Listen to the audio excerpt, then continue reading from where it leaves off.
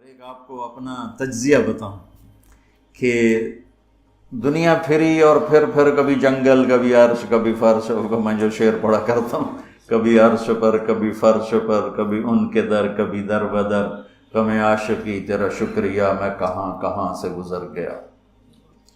دنیا میں انسان کے علاوہ جتنے نر ہیں وہ بہت خوبصورت اور مادی انتہائی تھکی ہوئی چوڑی۔ مور دیکھا ہے؟ مور نر دیکھا ہے؟ کیا اس کے پر، کیا اس کی شان، کیا اس کا حسن، اور مور نہیں ویکھی مری ہوئی چوئی دی طرح۔ گھوڑے کو دیکھو، میرے والد صاحب گھوڑے رکھا کرتے تھے تو ہم چھوٹے چھوٹے ہوتے تھے تو جو نر گھوڑے ہوتے تھے ایسے ان کا سر اٹھتا، اور گھوڑیاں ہی کرتی ہوتی تو ساری، حتیٰ کہ چوہا بھی سونا ہوتا ہے چوئی نر۔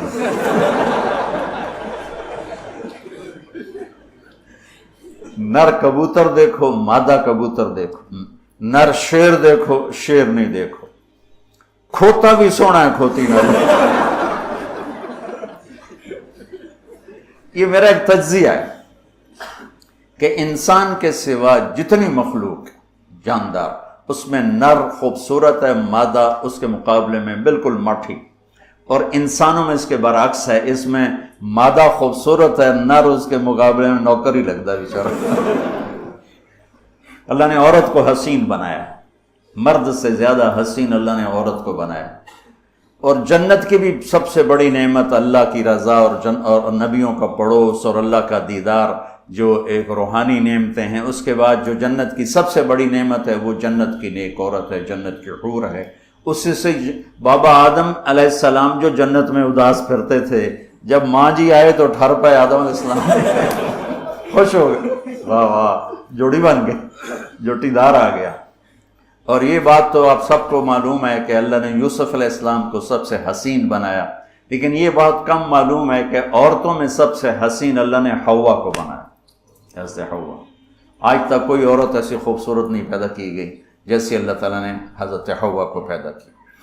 تو انسانی لذتوں میں سب سے بڑی لذت، سب سے بڑی خواہش وہ اللہ نے عورت، نیک عورت دنیا کی سب سے بڑی نعمت ہے۔ الدنیا کلھا متاع وخیر متاعها المرأة الصالحہ، دنیا چند روزہ ساز و سامان ہے، اور اس میں سب سے اعلیٰ درجے کا ساز و سامان نیک عورت ہے۔ نیک عورت جس سے زندگی کی رونق ہے، جس سے زندگی میں حسن ہے، جس سے زندگی میں جمال ہے۔ عربوں میں دستور تھا مار پٹائی کا، تو جب مدینہ میں ایک ریاست قائم ہو گئی تو عورتوں نے آ کے شکایت کی ہمارے خامد ہمیں مارتے ہیں، تو آپ نے ممبر پر کھڑے ہو کر غضبناک انداز میں کہا، جو عورتوں پہ ہاتھ اٹھاتے ہیں ان میں کوئی انسانیت نہیں۔ اس قدر شدید ڈانٹ پلائی، جو عورت پہ ہاتھ اٹھاتا ہے اس میں کوئی انسانیت نہیں، لا خیر فیہ، کوئی انسانیت نہیں ان۔ اور آپ نے فرمایا کہ خیرکم خیرکم لأہلہ، سب سے اعلیٰ درجے کا مسلمان وہ ہے جو بیوی کے ساتھ اچھا سلوک کرتا ہو۔ پھر فرمایا اور میں اپنی بیوی کے ساتھ تم سب میں سب سے زیادہ اچھا سلوک کرتا ہوں۔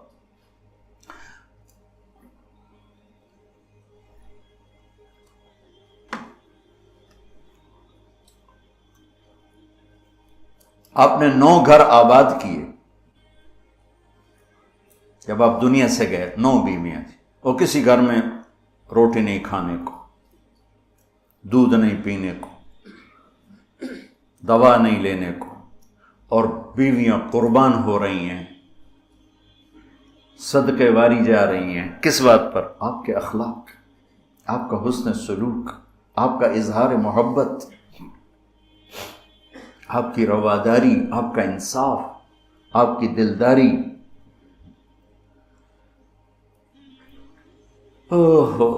تو اللہ تعالیٰ کہہ رہا ہے تمہیں بڑی اچھی لگتی ہیں عورتیں، پھر آگے نمبر 2 اولاد، پھر سونے چاندی کے ڈھیر، پھر بڑے خوبصورت گھوڑے، پھر جانور، پھر کھیتیاں۔ پھر اللہ کہتا ہے یہ تو دنیا کا تھوڑا سا ساز و سامان ہے، اللہ کے پاس بہت خوبصورت ٹھکانہ ہے۔ پہلے دنیا کا بتایا، ابھی ہم بیٹھے تھے، تمہارے استاد کہنے لگے ذہب سونے کو کہتے ہیں، اور ذہب ہے چلے جانا، یعنی یہ وہ چیز ہے جو چلی جاتی ہے، اور فضہ بھی ہے انفضہ سے ہے بھاگ جانا، بھگدڑ مچ جانا۔ تو سونے چاندی کے اندر ہی بھاگ جانے کا مطلب پڑا ہوا ہے، تو کون کس کے ساتھ یہ وفا کرے گا؟ لیکن انسان کی کمزوری اللہ نے بتائی کہ تمہیں عشق ہے، تمہیں تمہاری خواہش ہے میری بیوی ایسی ہو، میرے بچے ایسے ہوں، میرے پاس سونے چاندی کے ڈھیر ہوں، اور میرے پاس سواریاں ہوں، گھوڑے ہوں، میرے پاس لینڈ کروزر ہو، میرے پاس مرسڈیز ہو، میرے بڑے کھیت ہوں، بڑا زمیندارہ ہو، بڑا میرا ڈیرا ہو۔ یہ سارے تمہارے اندر کے خیالات ہیں جو اندر جنم لیتے رہتے ہیں، لیکن لو بھی لوگے تو کب تک لوگے؟ شیر شاہ سوری نے جب دلی کو فتح کیا، بہت اچھا بادشاہ تھا، بہت اچھا بادشاہ، تو وہ کہنے لگا ہائے افسوس، میرے سر پہ حکومت کا سورج اس وقت چمکا ہے جب میری اپنی زندگی کا سورج غروب ہونے والا ہے۔ 60 سال کی عمر میں اس نے فتح کیا دہلی کو، اور 66 سال کی عمر میں فوت ہو۔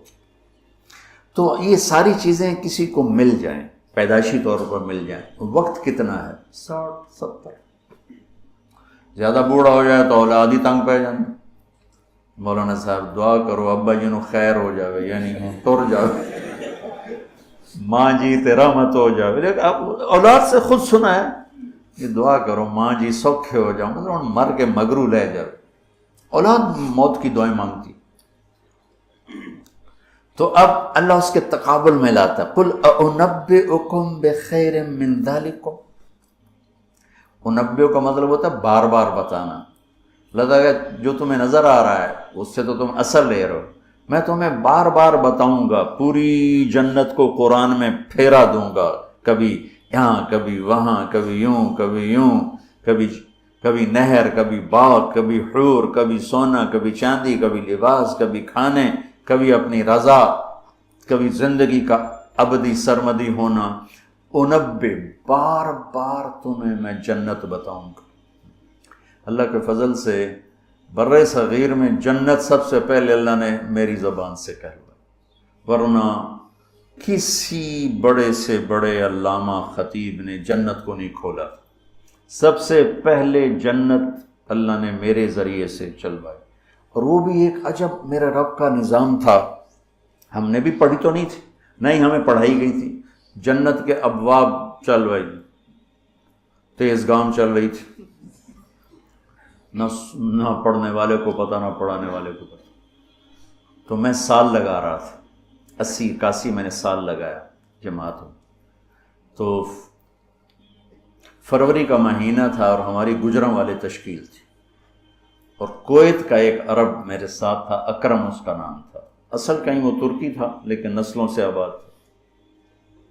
تو مجھ سے ایک دن کہنے لگا تو نے حادی الارواح الی بلاد الافراح یہ پڑھی ہے؟ یقین میں نے کہا یہ کیا ہوتا ہے؟ وہ نام عجیب ہے نا، حادی الارواح الی بلاد الافراح۔ حادی وہ حدی سے ہے، یحدو سے، وہ جو اونٹ کے لیے حدی ہوتی تھی نا، اونٹ کے لیے نغمہ ہوتا تھا، اونٹ تیز ہوتا تھا، تو روحوں کا وہ نغمہ جو انہیں خوشیوں کے شہر کی طرف لے جائے۔ مجھے پہلے سمجھ میں نہیں، میں نے کہا کیا کہہ رہے ہو، یہ کیا ہے؟ کہنے کا کتاب ہے۔ میں نے کہا اچھا کتاب کس کی؟ کہا ابن القیم کی۔ میں نے کہا میں نے تو آج نام سنا ہے۔ کہا میں واپس تمہیں چلتے ہیں نا رائمنڈ، تو میرے وہاں پڑی ہے امانت میں تمہیں دوں گا۔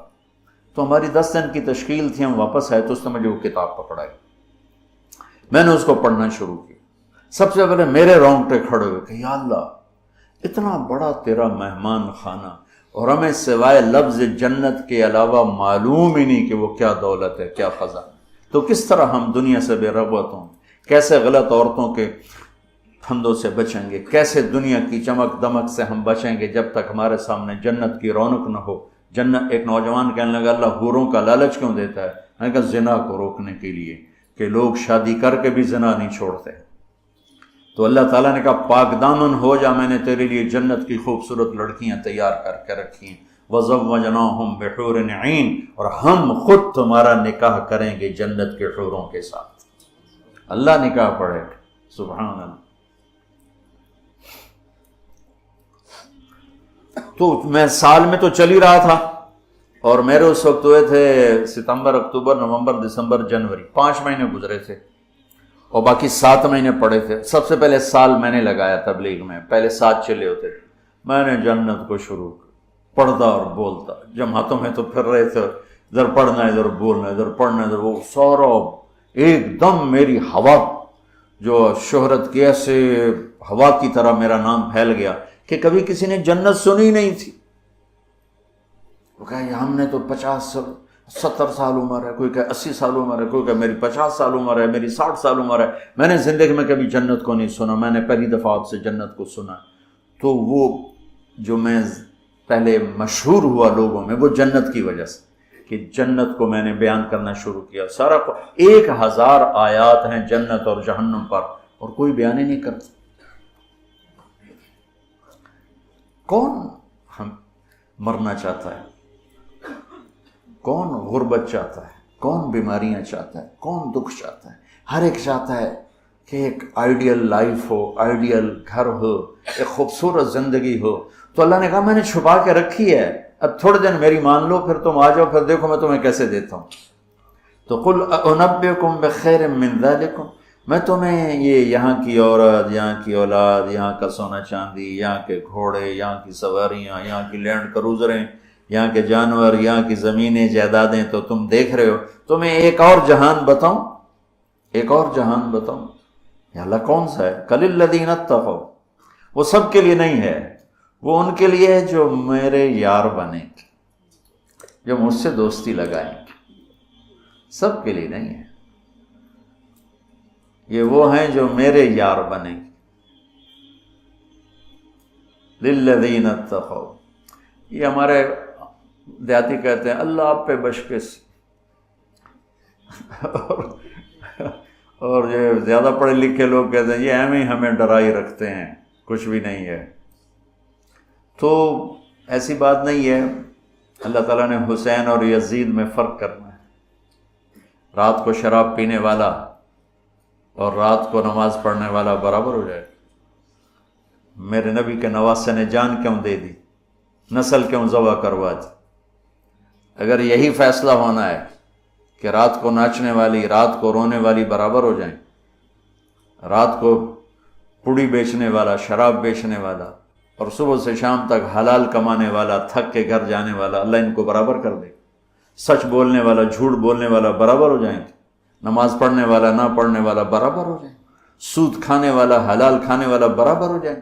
تو پھر کربلاؤں کا مقصد کیا ہے؟ پھر تو ساری کربلاؤں کی تاریخ ختم ہو جاتی، ختم ہو جاتی، انسانیت نام کی کوئی شے نہیں رہ جاتی۔ تو میرے رب نے وَامْتَازُوا الْيَوْمَ أَيُّهَا الْمُجْرِمُونَ کا اعلان کیا ہے۔ ام نجعل المتقین کالفجار افنجعل المسلمین کالمجرمین ما لکم کیف تحکمون۔ تو قرآن بتا رہا ہوں، سورہ کیا نون القلم، کہ تمہارا دماغ خراب ہو گیا ہے کہ میں فرما بردار اور نافرمان کو ایک جیسا ڈیل کروں گا؟ تمہارا دماغ خراب ہو گیا۔ ایک آدمی رات کو زنا کر رہا ہے، ایک مصلی پہ بیٹھا رو رہا ہے، ان دونوں کو اللہ برابر کر دے۔ تو للذین اتقوا، ہم نے ایک بڑا اسپیشل پروگرام، پیکج، لیکن ہے تقوی والوں کے لیے۔ اچھا، تقوی والا بننا کوئی مشکل کام؟ یہ کوئی ایسی آسمانی چیز ہے، آفاقی چیز ہے؟ قرآن کا پہلا صفحہ دیکھو، کتنا آسان کام ہے تقوی والا بننا۔ ہدی للمتقین، یہ ہدایت ہے تقوی والوں کے لیے۔ کون ہوتے ہیں؟ الذین یؤمنون بالغیب، جو غیب پہ ایمان لاتے ہیں۔ تو ہم سب غیب پہ ایمان لائے ہوئے ہیں نا۔ وَيُقِيمُونَ الصَّلَاةَ، اور نماز پڑھتے ہیں۔ تو ہم نماز پڑھتے ہیں نا۔ وَمِمَّا رَزَقْنَاهُمْ يُنْفِقُونَ، جو ہم نے دیا ہے اس میں سے خرچ کرتے ہیں۔ تو وہ خرچ کرتے تو ہوگے نا، مولوی ہوتا تو بخیل ہے تو چلو کوئی تھوڑا بہت تو خرچ کرتے ہوگے نا۔ وَالَّذِينَ يُؤْمِنُونَ بِمَا أُنزِلَ إِلَيْكَ، جو قرآن پہ ایمان لائے، وَمَا أُنزِلَ مِن قَبْلِكَ، جو تورات، زبور، انجیل پہ ایمان لائے۔ بتاؤ اس میں سے کون سی مشکل ہے؟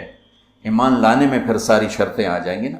یہ کہا جا سکتا ہے یہ کیسا تقوی ہے، روزے کا ذکر ہی نہیں، زکوٰۃ کا ذکر ہی نہیں، حج کا ذکر ہی نہیں۔